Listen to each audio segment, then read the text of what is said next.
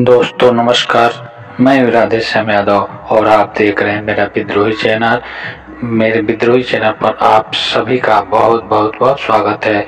आप मेरे वीडियो को लाइक करें, मेरे चैनल को सब्सक्राइब करें और बेल आइकन दबाना न भूलें, जिससे जब भी नया वीडियो अपलोड करूं तो इसकी सूचना सबसे पहले आप तक पहुंचे। चलिए जिसे हम जीवन समझते हैं वह जीवन है ही नहीं।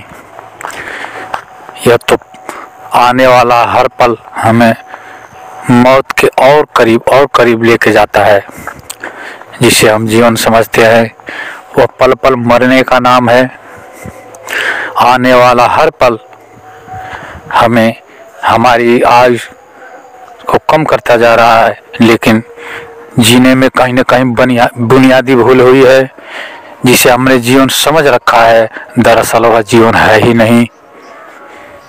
और इस दुनिया में कितनी अजीब बात है, एक मनुष्य को जन्म के ऊपर न कोई अधिकार है और न ही मृत्यु के। न तो मनुष्य अब चाहकर किसी परिवार में जन्म ले सकता है और न ही मृत्यु से बच सकता है। इस जीवन और मृत्यु के बीच में जो फासले हैं उनका उपयोग किया जा सकता है।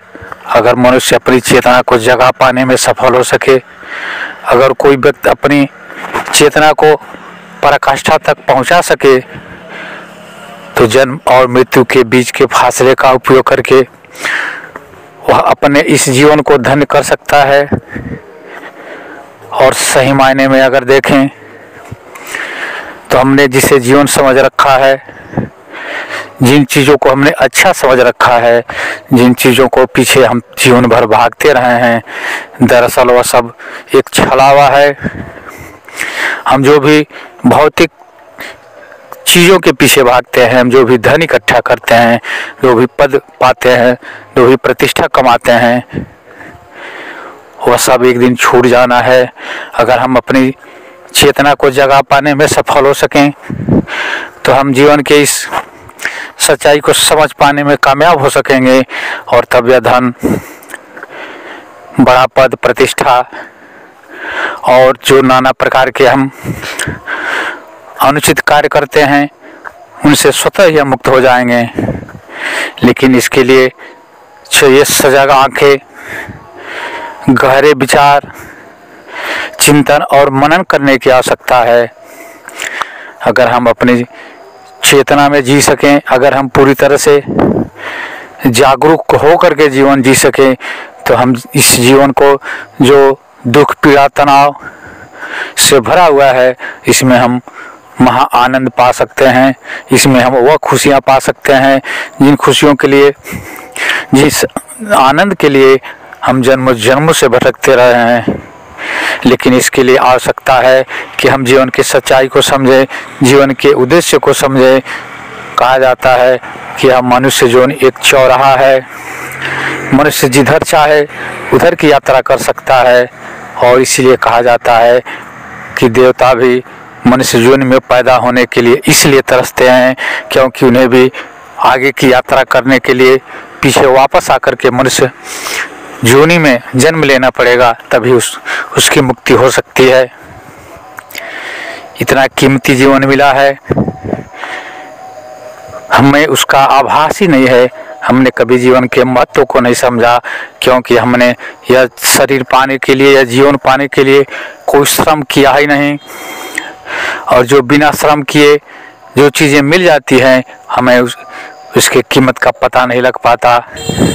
हमारा यह शरीर, इस शरीर की बनावट इतनी विचित्र है कि अगर आप कभी गौर से देखें कि इस शरीर की कितनी बड़ी विशेषताएं हैं।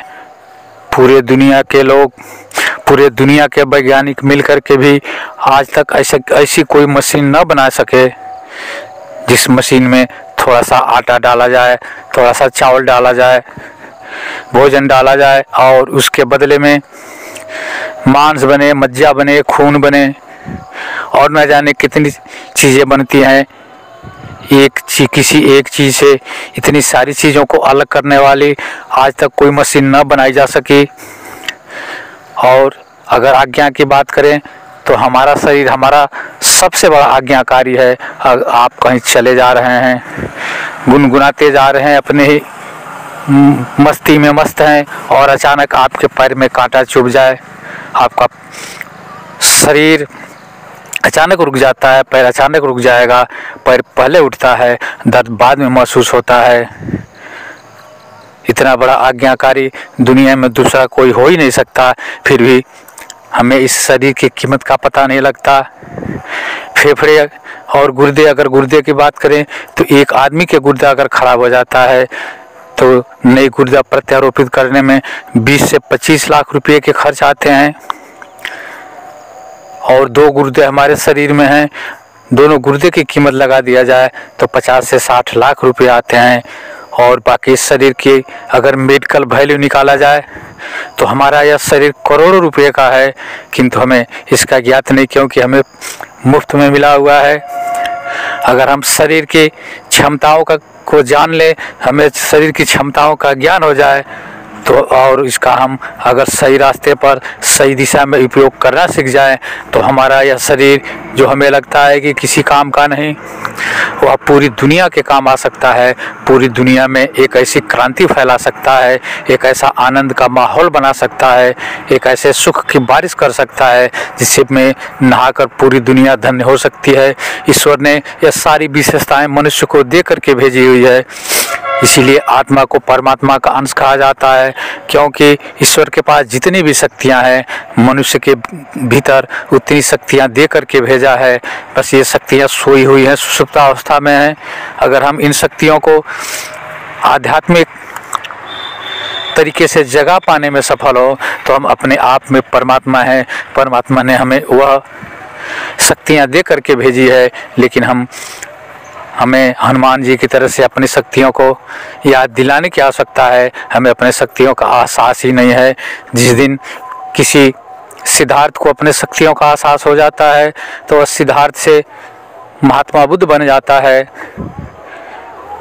ऐसे तमाम उदाहरण से दुनिया भरी पड़ी है कि जिन लोगों ने अपनी क्षमताओं को पहचाना, जिन लोगों ने अपनी क्षमताओं को उभारने का प्रयास किया, वे एक विशाल वृक्ष बन करके पूरी दुनिया को छाया कर देने में सफल हुए हैं।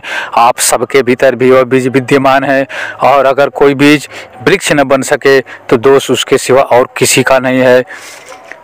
अगर कोई बीज रह जाए तो इसकी सारी जिम्मेदारी उस बीज की है, क्योंकि वृक्ष बनने के लिए टूटना पड़ता है, गलना पड़ता है, अपने आप को जलाना पड़ता है। और अगर कोई जलाने में, दबाने में, अपने को तैयार करने में सफल नहीं हो पाता है तो जिम्मेदार इसका वह खुद है। इसलिए आप अपनी क्षमताओं को पहचानें, अपने इस विशाल वृक्ष की संभावना को पहचान करके उन्हें विकसित करने में सहयोग करें। आपका जीवन धन्य हो जाएगा और आपके जीवन से यह पूरी दुनिया आलोकित हो सकती है। आपके ज्ञान रूपी प्रकाश से यह पूरी दुनिया प्रकाशित हो सकती है। इसलिए आप अपनी क्षमताओं को पहचानें, उभारें और पूरी दुनिया पर छा जाएं।